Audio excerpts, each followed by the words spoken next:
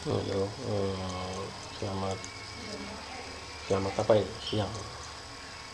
Nah, kita lanjutkan materi ya untuk metopen.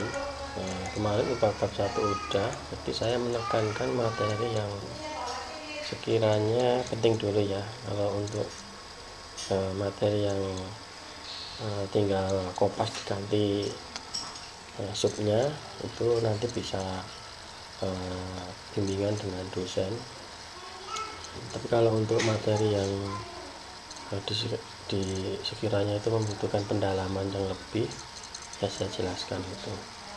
Nah, sekarang kita masuk ke bab 2 tentang landasan teori. Nanti sebelum kita melakukan riset, jadi kita harus ada teorinya dulu. Teorinya itu berdasarkan acuan, bisa pada buku, bisa pada jurnal, ataupun sumber lain yang kredibel gitu kan. Fungsinya buat apa? Nah, biar kalau di dalam penulisan itu teori itu, landasan teori itu sebagai acuan. Jadi misal ada kasus gini, penambahan gula itu meningkatkan rasa manis gitu kan.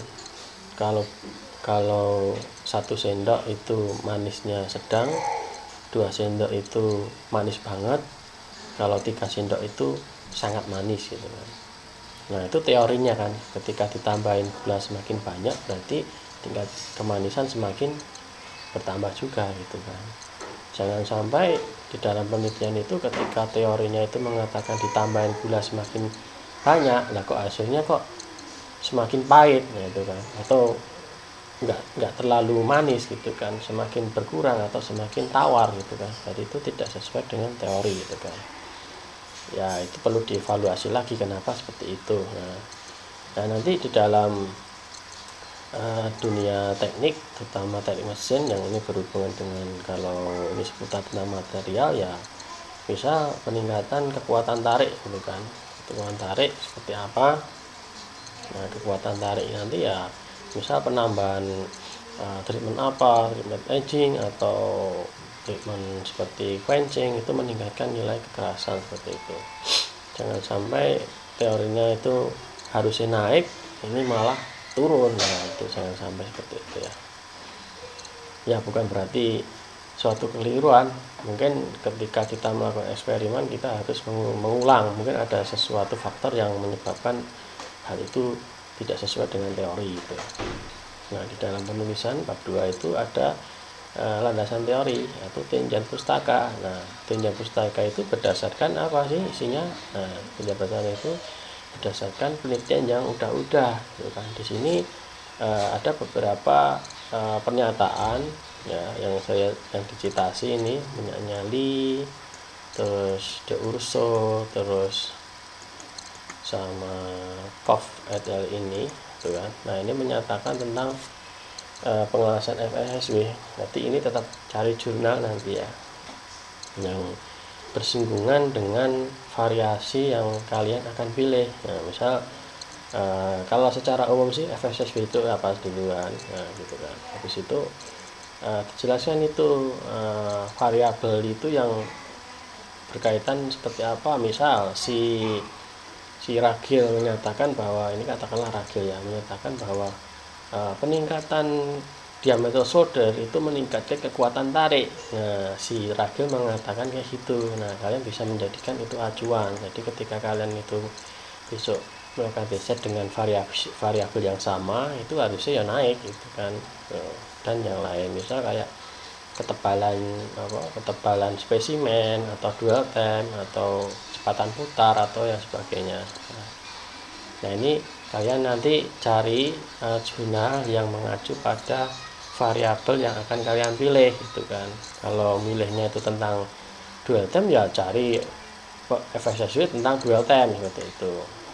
Kalau nyarinya tentang kecepatan putar ya RPM-nya ya carinya tentang kecepatan putar. Nah, di situ biasanya dijelaskan ini ringkasannya secara ringkas seperti apa ini, dengan menunjukkan data, misal kecepatan sekian, terus kekuatan tarik sekian, itu dijelaskan di sini gitu kan. Ini kayak gini bisa di-download di internet, banyak contoh-contoh contoh-contoh skripsi di teknik mesin gitu kan. Ini kebetulan material gitu ilmunya. Nah seperti itu. Nah kalau untuk ini nanti kan masing-masing mahasiswa punya variasi yang berbeda-beda. Nanti tetap ada bimbingan dari dosennya gitu kan. Nah, jadi ada diarahkan lah mau menitik beratkan masalah itu pada apanya seperti itu. Terus dasar teori, nah sama aja. Tadi itu kan kajian pustaka. Nah, yang penelitian terdahulu itu seperti apa? Sebenarnya sih ini sama dengan latar belakang ya. Cuman kalau ini lebih spesifik menggunakan data, ngomongin data gitu kan. Kalau latar belakangnya cuma kesimpulan dan kutipan kalimat yang menyatakan gitu atau pernyataan. Tapi kalau untuk desain pustaka itu biasanya disertakan dengan data gitu kan. Datanya seperti apa? Nah, seperti itu. Nah, untuk dasar teori itu ya teori yang menjelaskan tentang peristiwa itu, misal FSSB adalah sebagai ini. Nah ini nanti bisa mencari di buku, biasanya ini buku atau artikel atau jurnal juga bisa, ini sama gitu kan.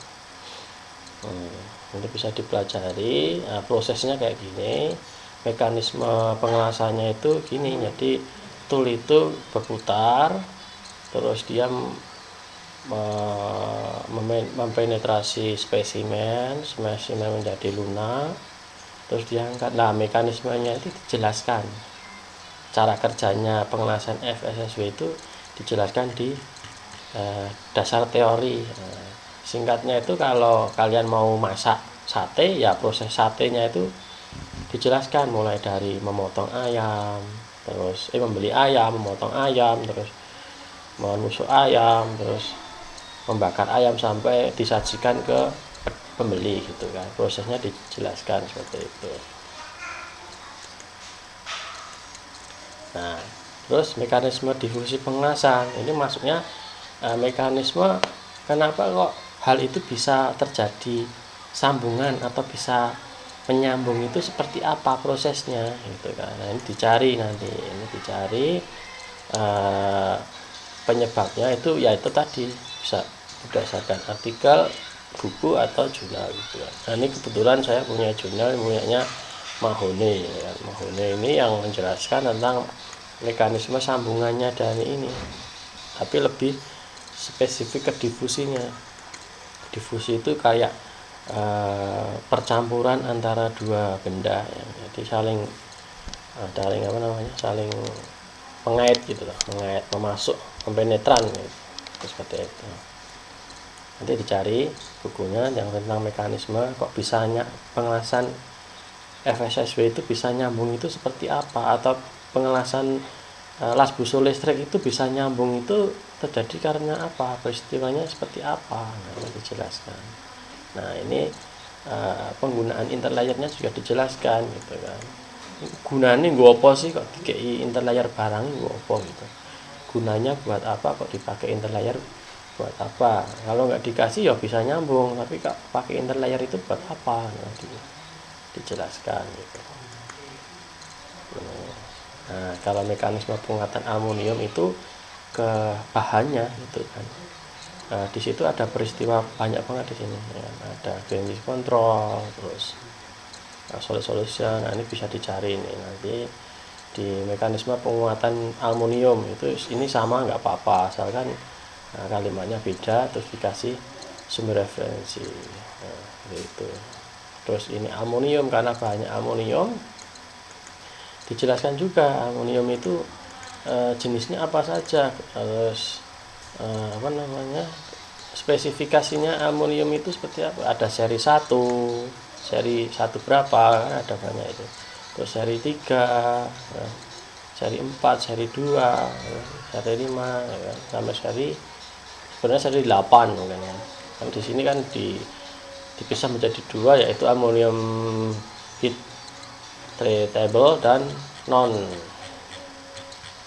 Yang di atas tadi yang non heat treatable gitu kan. Jadi dijelaskan tuh jenis